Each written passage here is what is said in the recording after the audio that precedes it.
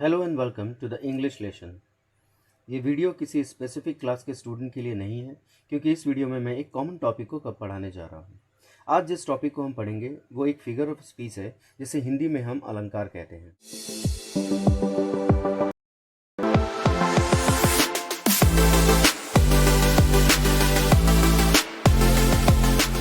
आप सभी को पता है कि अलंकार का अर्थ होता है आभूषण। लेडीज आभूषणों को पहनती है अपनी सुंदरता शोभा को निखारने के लिए। ठीक वैसे ही अलंकार पोयम और स्टोरीज की शोभा को बढ़ाते हैं। आज हम जिस फिगर ऑफ स्पीच को पढ़ेंगे उसका नाम है पर्सोनिफिकेशन।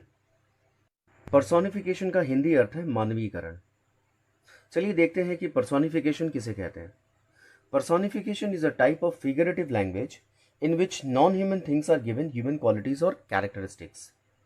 मतलब पर्सोनिफिकेशन एक तरह का फिगरेटिव लैंग्वेज है जिसमें किसी नॉन ह्यूमन थिंग को हम ह्यूमन क्वालिटीज या कैरेक्टरिस्टिक्स देते हैं।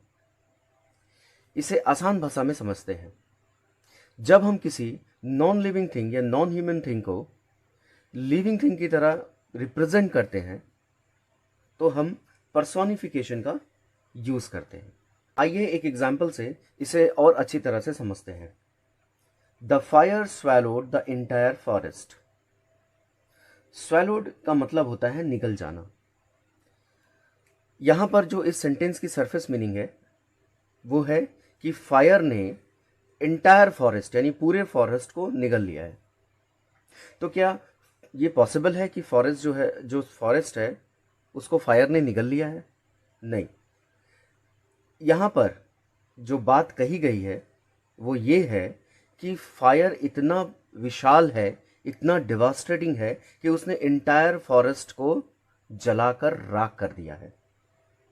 तो यहां पर भी एक नॉन ह्यूमन थिंग फायर को ह्यूमन क्वालिटी दी गई है, और ह्यूमन क्वालिटी क्या है? स्वैलोड। अब आप सोच रहे होंगे कि फिगरेटिव लैंग्वेज किसे कहते हैं और ये क्या है। तो ये जानते हैं कि फिगरेटिव लैंग्वेज किसे कहते हैं। Figurative language is when you use a word or phrase that does not have its normal everyday literal meaning। इसका मतलब फिगरेटिव लैंग्वेज में हम वर्ड्स या फ्रेज के बेसिक सेंस को नहीं देखते, बल्कि उसके रेटोरिकल मीनिंग को देखते हैं। जैसा कि यहां एक एग्जांपल है, that pizza is calling my name. अगर हम सेंटेंस का लिटरल मीनिंग देखें तो ये कहता है कि पिज्जा मेरा नाम बुला रहा है। तो क्या वाकई में पिज्जा मेरा नाम बुला रहा है? नहीं। लेकिन यहां पर that pizza is calling my name का मतलब है दैट पिज्जा बहुत डिलीशियस है and want to have it. चलिए पर्सोनिफिकेशन के कुछ एग्जाम्पल्स को देखते हैं। I can't believe my car died. अगर हम इसका सरफेस मीनिंग देखें तो मुझे यकीन नहीं होता कि मेरी कार मर गई है। तो क्या कार मर सकती है? नहीं। ये जो डाइड है ये एक ह्यूमन क्वालिटी है जिसको हमने कार के साथ जोड़ा है। इसका जो फिगरेटिव मीनिंग है या फिर जो मीनिंग है, पर्सोनिफिकेशन यहाँ पर कार को किया गया है और ये बताया गया है कि मेरी कार खराब हो गई है।